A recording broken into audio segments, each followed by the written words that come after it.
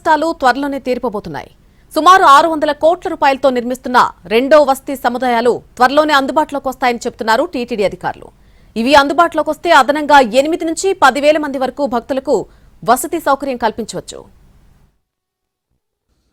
తిరుమల శ్రీవారి భక్తులకు తీపి కబురు. శ్రీవారి దర్శనానికి వచ్చే భక్తులు ఎదుర్కొంటున్న వసతి సమస్యలు త్వరలోనే తీరనున్నాయి. త్వరలో వసతి సౌకర్యం మెరుగుపడనుంది. తిరుపతి రైల్వే స్టేషన్ సమీపంలో గోవిందరాజస్వామి సత్రాల స్థానంలో నిర్మిస్తున్న శ్రీపాదం, అచ్యుతం సముదాయాల పనులు 80% పైగా పూర్తయ్యాయి. ప్రధాన భవనం, గదుల నిర్మాణం పూర్తయిన లోపలి ఏర్పాట్లు, మౌలిక సదుపాయాల కల్పన పనులు మిగిలి ఉన్నాయి. తిరుమల వెంకన్న దర్శనం కోసం తిరుపతికి వచ్చే భక్తుల సంఖ్య రోజురోజుకు పెరిగిపోతోంది.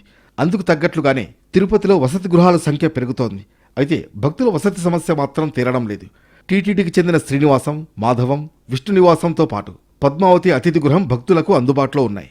మరోవైపు రైల్వే స్టేషన్ వెనుక వైపు శ్రీ గోవిందరాజస్వామి ఉచిత సత్రాలు, అలిపిరి వద్ద భూదేవి కాంప్లెక్స్ భక్తులకు అందుబాటులో ఉండగా పూర్తి స్థాయిలో భక్తుల అవసరాలకు తగ్గట్లుగా వసతి సమస్య పరిష్కారం కావడం లేదు. తిరుమల యాత్ర కోసం వచ్చిన భక్తులు టీటీడీకి చెందిన వసతి గృహాల్లో బస చేసేందుకు అవకాశం లేకపోవడంతో ప్రైవేట్ హోటల్స్, లాడ్జీలపై ఎక్కువగా ఆధారపడాల్సి వస్తోంది. దీంతో తిరుమల వెంకన్న దర్శనం కోసం వస్తున్న భక్తులు వసతి విషయంలోనే నిలువు దోపిడీకి గురవుతున్న పరిస్థితి తిరుపతిలో కనిపిస్తోంది. మరోవైపు 70 కోట్ల రూపాయలతో తిరుచానూరు వద్ద భక్తుల కోసం కట్టిన పద్మావతి నిలయం కూడా కలెక్టరేట్కు కేటాయించడంతో తిరుపతిలో అధునాతన సౌకర్యాలతో భక్తుల కోసం వసతి సముదాయాలు నిర్మించాలని టీటీడీ నిర్ణయించింది. తిరుపతి రైల్వే స్టేషన్ వెనుక ఉన్న శ్రీ గోవిందరాజస్వామి ఉచిత సత్రాలను తొలగించి వాటి స్థానంలో కొత్తగా వసతి సముదాయాలు నిర్మించాలని భావించింది. 1959లో అప్పటి తమిళనాడు ముఖ్యమంత్రి కామరాజ్ ప్రారంభించిన శ్రీ గోవిందరాజస్వామి 2-3 సత్రాలను తొలగించి అచ్యుతం, శ్రీపాదం పేరుతో 20,000 మంది యాత్రికులకు వసతి కల్పించేలా వసతి సముదాయాలు నిర్మించాలని నిర్ణయించింది. 2024 నుంచి గోవిందరాజస్వామి సత్రాల స్థానంలో కొత్తగా శ్రీపాదం, అచ్యుతం అనే 2 సముదాయాలు నిర్మిస్తున్నారు.